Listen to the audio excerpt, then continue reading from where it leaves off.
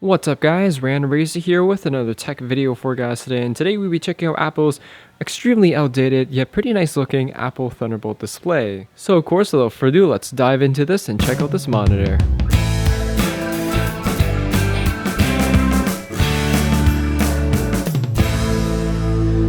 So to make a long story short, Apple discontinued the Thunderbolt display earlier this summer of this year, and I managed to snag this off of Kijiji for half the price of what the display originally retailed for, which was around $1,000 here in Canada.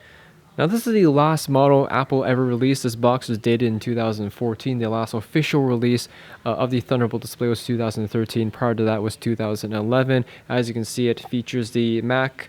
I believe it's Mac OS Yosemite, if I'm pronouncing that right, which you can see pictured here along with a Retina MacBook. But anyways, let's dive into this. So, slicing this open. So the first thing we get is some Apple documentation. Inside we have, looks like an Apple Thunderbolt display manual, which has a whole bunch of information, which you don't really see much for big manuals like that from Apple anymore. Limited 1-year warranty information.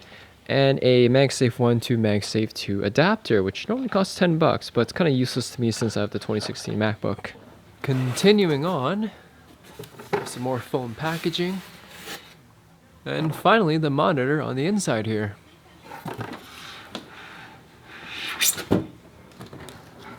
The last thing is a power cable. Here's a quick look at the cords built in this monitor. We obviously have the power cord here.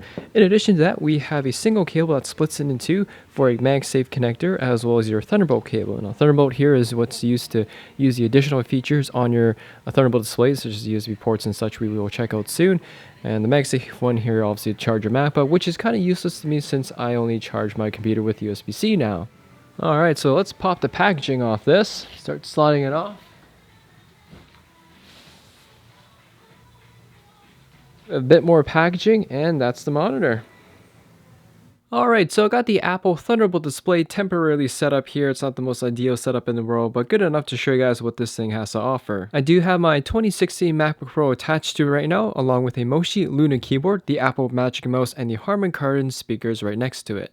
The Thunderbolt display offered a resolution of 2560 by 1440. And although that isn't a 4K, let alone a 5K display, it's still on par with high-res displays out there on the market, such as LG's ultra-wide display, the curved model, which features the same resolution. As someone who came from a 5K iMac and upgraded to a 2016 MacBook Pro with a Thunderbolt display here, which some of you guys may argue is a poor choice, I will say the screen is still usable. The colors are just as good as the 5K iMac, but of course you do lose the super crispness of the high resolution screens. One thing I do have to say about the Apple Thunderbolt display is that it's still one of the best built monitors out on the market, or at least for those of you who can still find one. With an aluminum unibody design on the back, coupled with a solid aluminum stand that you can still tilt the monitor with, and a front glass display, the build quality of the Thunderbolt display is still unmatched even compared to modern monitors. One of the great concepts about the Thunderbolt display is that it wasn't just designed as an external monitor. For MacBook users who want the desktop style experience but still want to retain the portability of the MacBook, the Thunderbolt display was the best option to make that experience almost desktop-like. First off, the Thunderbolt display connects your MacBook with two cables, one to charge it, the MagSafe, and the Thunderbolt cable to connect your computer to the monitor. That being said, in my case, because the new MacBooks drop the MagSafe, I can only use the Thunderbolt cable to at least use the screen, and of course USB-C to charge the MacBook itself. Since the Thunderbolt display could act as also a docking station for your computer, you can plug in your printer, external hard drives, USB thumbsticks, and everything in between into your monitor rather than your MacBook. And the idea behind that is rather than pulling all those cables out of your MacBook, you can just leave it all on your Thunderbolt display and take one cable off your MacBook to make it easy to take your MacBook in and out of your home. The display itself features 3 USB 2 ports, a Thunderbolt port, as well as an Ethernet port and a FireWire 800 port. And the cool thing about the Ethernet port is you can have a wired internet connection right in your monitor connected to your computer, so you don't have to worry about Wi-Fi, which is pretty important, especially for those of you gamers. The display also features a FaceTime HD camera with a built-in mic, as well as built-in down-firing speakers. And one of the cool features about the Thunderbolt display, it actually has a built-in subwoofer as well, so you get a decent amount of bass coming out of a monitor. In short, is the Thunderbolt display still worth it in 2017? Technology-wise, obviously not. You can find better screens out there for the same amount of money that this originally retailed for, if not better. That being said, for those of you who just want an Apple monitor to match your Mac Pro or your iMac or your MacBook, then the Thunderbolt display is still a very usable display that still works with current MacBook Pros. It's still a fairly high-res display. It's so comparable, for example, to the LG 34-inch curved widescreen monitor, which features the same resolution. And one of the raving features about the Thunderbolt display that many professionals liked is that it has really good color accuracy, which still stands today.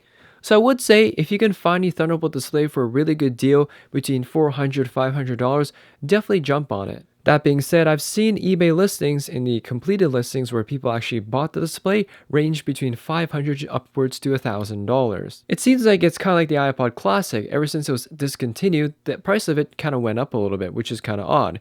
So for those of you who have a Thunderbolt display, it may be a good time to actually sell it if you want to make some money off it. After my experiences of using the Thunderbolt display for a month and a half now, is it still worth it in 2017? As I mentioned earlier, yes, if you found a good deal on it, but I wouldn't pay anything more than $600 at the most. I use the external display here for like Final Cut and whatnot just because you have so much more screen real estate, and it also matches with my MacBook very well, which I do appreciate, in addition to the ease of use thanks to the single Thunderbolt cable that connects to my MacBook, which of course I do use a Thunderbolt 3 to Thunderbolt 2 adapter. So what do you guys think? Is the Thunderbolt display still worth it in this day and age, or should you just completely look elsewhere even if you're an Apple fanboy? Let me know in the comment section there down below. Thanks for watching, guys. Hope you all enjoyed the video, and if you guys have any questions or comments about this display, ask me in the comment section there down below. Hit that like button, as always helps me out, and I'll see you all in the next video.